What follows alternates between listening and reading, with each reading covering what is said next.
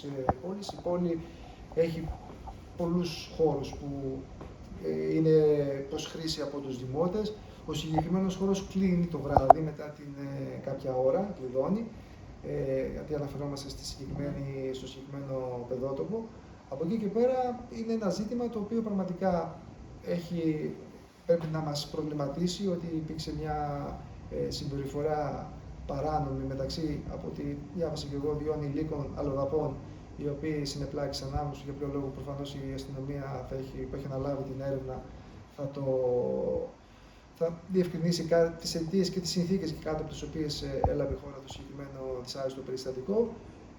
Από εκεί και πέρα νομίζω ότι έχει να κάνει με την γενικότερη κατάσταση που επικρατεί στην κοινωνία μας, ότι υπάρχουν πολλές αντικοινωνικές συμπεριφορές.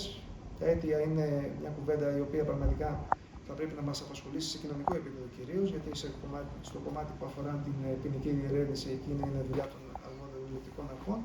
Σε κάθε περίπτωση ο Δήμος έχει πρόβλεψη για τη φύλαξη συγκεκριμένων χώρων κατά τη διάρκεια της ημέρας και της νύχτας. Δεν έχει τη δυνατότητα να έχει φύλαξη σε όλους τους κοινόχρηστους χώρους της πόλης. Αντιλαμβάνεστε ότι αυτό είναι κάτι το οποίο δεν μπορεί να γίνει.